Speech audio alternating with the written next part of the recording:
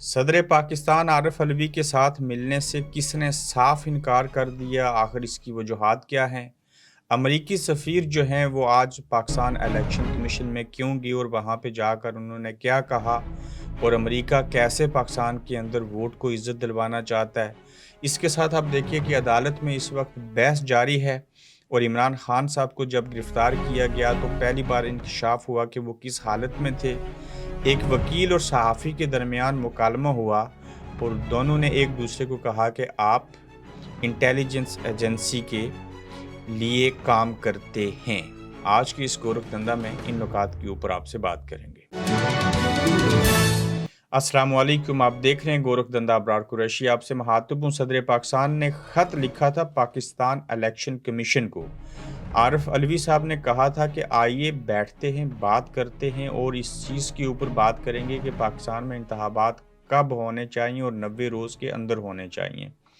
اس سے قبل بھی علم تھا کہ جو صدر پاکستان عارف علوی نے خط لکھا ہے، اس خط کی حیثیت سوائے ایک پیپر کے کچھ بھی نہیں ہوگی۔ کیوں کہ پاکستان الیکشن کمیشن ہو یا نیب کا ادارہ ہو، یہ تو کسی اور کے ادارے ہیں اور کسی اور کے چنگل میں ہیں، اور اپنی مرضی سے یقیناً یہ باتھ روم میں بھی نہیں جا سکتے۔ اس کی وجہ کہ جو ہدایات ان کو دی جاتی ہیں جیسے وہ چاہتے ہیں، یہ دونوں ادارے جو ہیں وہ اسی طریقے سے کام کرتے ہیں۔ خط کسی اور ملک کا اگر صدر اس طرح کے ادارے کو لکھتا تو وہ بھاگ کر ان کے پاس آتے اور کبھی بھی یہ حکم کی خلاف ورزی نہ کرتے۔ اب دیکھیے کہ الیکشن کمیشن نے آج اجلاس کیا، اجلاس بلایا، اپنے جو لوگ تھے ان کو وہاں بٹھایا۔ شکر ہے کہ انہوں نے اجلاس بلا کر یہ فیصلہ کیا، ورنہ تو یہ اجلاس بھی نہ بلاتے، ایک ٹویٹ یا میسج بھیج کے کہہ دیتے۔ تو اجلاس میں یہ فیصلہ کیا گیا کہ ہم کسی صورت جو ہیں وہ صدر پاکستان عارف علوی سے آج، کل یا پرسوں کبھی بھی نہیں ملیں گے۔ انہوں نے جو خط لکھا ہے اس کی روشنی میں ہماری ان سے ملاقات نہیں ہوگی۔ اس سے صاف ظاہر کیا ہوا کہ صدر پاکستان کی کوئی حیثیت نہیں۔ دستخط ہم نے ان کی مرضی کے برخلاف جو ہیں خود کر لیے تھے۔ یہ ایک ڈمی سے آدمی ہیں۔ تو آج ہمیں جو خط لکھ کے کہا گیا تھا آئیں ملیں، صدر پاکستان کون ہوتا ہے جس سے ہم ملیں، اور وہ کون ہوتے ہیں ڈکٹیٹ کرنے والے کہ ہم انتخابات کب کروائیں اور آپ کے ساتھ بات کریں؟ یعنی کہ پاکستان کے اندر ججوں کی، صدر پاکستان کی، وزیر اعظم کی، یہ سب جتنے بھی لوگ ہیں ان کی کوئی حیثیت نہیں ہے۔ حیثیت صرف ایک ادارے کی ہے جن کے ہاتھ میں ڈنڈا ہے۔ انہوں نے قلم والوں کو بھی، انہوں نے انصاف کرنے والوں سمیت سیاستدانوں سب کو آگے لگا رکھا ہے، اور پیچھے سے مار کٹائی بھی ہو رہی ہے۔ اب دیکھیے کہ اگر صدر پاکستان عارف علوی صاحب کے خط کے اوپر پاکستان الیکشن کمیشن ان سے ملنا ہی نہیں چاہ رہا، اس نے انکار کر دیا ہے، تو اس سے صاف ظاہر ہوا کہ انتخابات تو پہلے سے انہوں نے کہہ دیا کہ 90 روز میں نہیں بلکہ 15 فروری کو ہوں گے۔ تو ایسی صورتحال میں 15 فروری تو سیاستدانوں کو جو ہے وہ ذہنی طور کے اوپر مطمئن کرنے کے لیے چیزیں کی گئی ہیں۔ حالات یہ بتا رہے ہیں کہ انتخابات 15 فروری کو بھی نہیں ہوں گے، اس کے بعد ہوں گے، اور جنہوں نے انتخابات کروانے ہیں، سادہ لفظوں میں یہ کہنا چاہیے، اور دیسی کہاوت ہے معذرت کے ساتھ، کتی چوروں کے ساتھ مل گئی، یا دودھ کی رکھوالی بلا میں کہہ سکتا ہوں۔ پاکستان الیکشن کمیشن کی حالت یہ ہے۔ تو اگر مردم شماری کروانی ہے یا جو بھی چیزیں کرنی ہیں، یہ کام تو بہت جلد بھی ہو سکتے تھے، لیکن ان کو آپ 4 مہینے 120 دنوں کے اوپر لے گئے۔ چاہیں تو 2 مہینوں کے اندر بھی انتخابات ہو سکتے ہیں، لیکن صدر پاکستان عارف علوی کے ساتھ ہم نہیں ملیں گے، کوئی بات نہیں کریں گے۔ امریکی سفیر جو ہیں وہ آج پاکستان الیکشن کمیشن کے، آپ حیران ہوں گے کہ امریکی سفیر ڈونلڈ بلوم ان کا نام ہے، وہ اس لیے وہاں پہ گئے، اور انہوں نے وہاں پہ جب گئے تو یہ بات کہی کہ انتخابات وقت پہ ہونے چاہیے، انتخابات ہونے چاہیے، اور انتخابات میں عوام جس کو بھی ووٹ دیں اس کی عزت اور احترام ہونی چاہیے، اور ہم اس کو، جس کو بھی عوام منتخب کریں گے ووٹ دے کر، ہم اس کے ساتھ ہیں، اور ایسا ہی ہونا چاہیے۔ وہ امریکہ جس کو آپ گالیاں دیتے ہیں، جن کے خلاف ہم بکواسات کرتے ہیں، نو ڈاؤٹ ان کی پالیسیز خلاف بھی ہیں، لیکن امریکہ بھی کہہ رہا ہے کہ پاکستان کے اندر انتخابات ہونے چاہیے، یعنی کہ وہ مارشل لاء کے حمایتی نہیں ہیں، اور جو نگران حکومت ہوتی ہے اس کے تحت تو کوئی ملک جو ہے وہ آپ کو یہ وظیفے اور فنڈنگ تو نہیں دے گا، اور جتنے بھی تعمیر و ترقی کے پروجیکٹ چلنے ہیں اس کے اوپر تو نگران وزیر اعظم کاکڑ صاحب دستخط بھی نہیں کر سکتے، اور ان کی کوئی حیثیت بھی نہیں ہوگی، اور لہٰذا انتخابات تو کروانے پڑیں گے۔ اگر IMF کا پروگرام لے کے آگے بڑھنا ہے اور باقی چیزیں کرنی ہیں، ورنہ ملک کے اندر جس طرح سے مہنگائی ہو رہی ہے، یہ کیوں کیا جا رہا ہے، مہنگائی کے اوپر ہی سارا زور کیوں ہے، اور وزیر اعظم کو اپنی تنخواہ بڑھانے کی پڑی ہے۔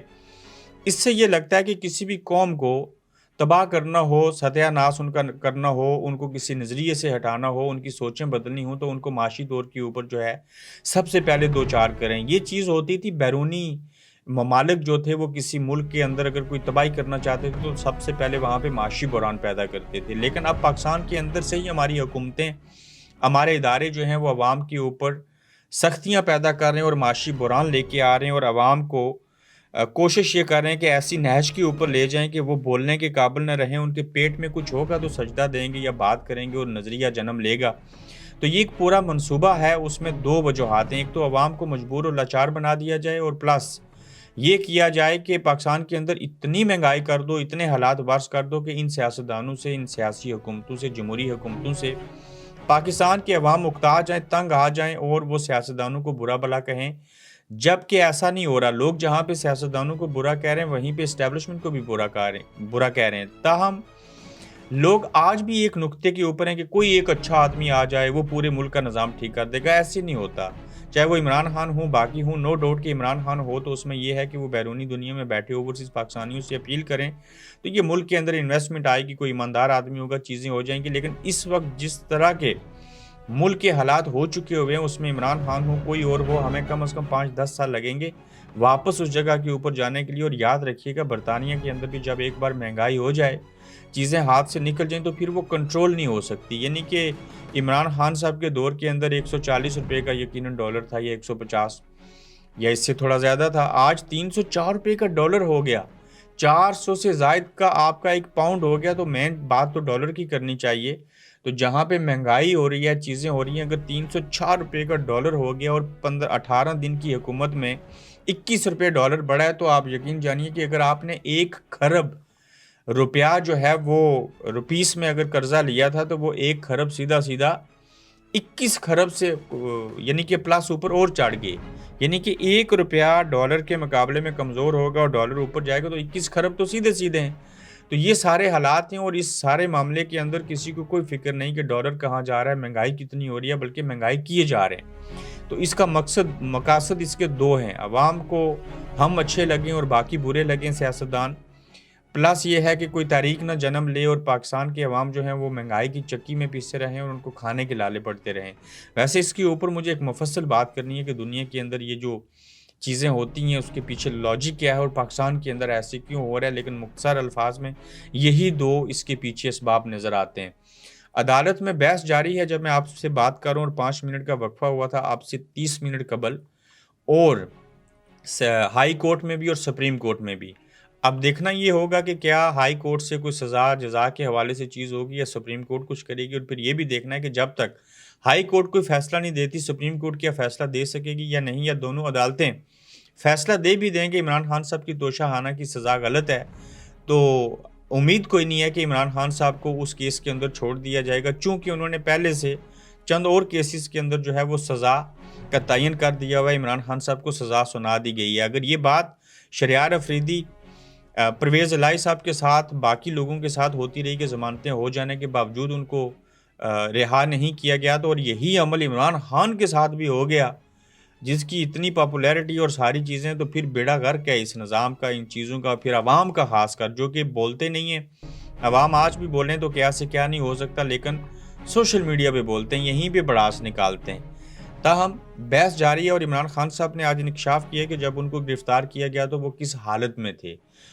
پہلے تو جاوید چودھری نے بتایا کیسے کڑ کڑ کی آواز آئی، دروازہ ٹوٹا، پورا سین کریٹ کیا گیا۔ میں کہتا ہوں یہ بھی ایک بہت بڑا مداری آدمی تھا۔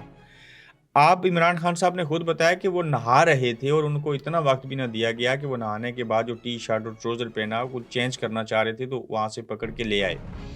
اور آپ نے یہ بھی سنا ہوگا کہ کمرے میں پوٹلی میں راکھ میں تعویذ اور پتہ نہیں کیا کیا چیزیں تھیں جو بشرا بی بی نے جلا رکھی تھی۔ اب آپ کو سمجھ آئی ہوگی کہ خان صاحب نے کیا بتایا کہ جو میں تھا وہ تو میں صبح اٹھ کے شاور کر رہا تھا اور پورے تمام जो मंसूबे थे इनके फेल इस तरह से हुए कि 7 बच्चियों को बलि चढ़ाया गया, तावीज़ करते हैं, फलाँ चीज़ें करते हैं, बदनाम से बदनाम तर करने की पूरी कोशिश की गई। लेकिन इमरान खान साहब ने ये जो आज बात बताई, ये भी बड़ी हैरानकुन है, चूँकि पहली बार पता चला कि खान साहब तो नहा रहे थे, जब उनको गिरफ़्तार किया गया और कैसे हालात में चीज़ें हुई। फिर तुम एजेंसी के आदमी हो, तुम पाकिस्तानी इंटेलिजेंस के लिए काम करते हो, पहले तो बड़ी देर लतीफ़ खोसा साहब जो थे वो मीडिया से बात करते रहे, चीज़ें बताते रहे इमरान खान साहब के हवाले से, और फिर मतीउल्लाह जान जो हैं, उन्होंने कहा कि ये एजेंसी वाले सवाल नहीं पूछ मतीउल्लाह। और मतीउल्लाह हमेशा से उस तरह की चीज़ करते हैं, उनको बड़ी तकलीफ़ है कि चीफ़ जस्टिस जो हैं वो इमरान खान को कहीं रिलीफ़ देने जा रहे हैं या बाकी चीज़ें कर रहे हैं। इनके रवैये अच्छे नहीं होते, या तो इनकी नींद पूरी नहीं है या ये डिप्रेशन के मरीज़ हैं। मतीउल्लाह जान ने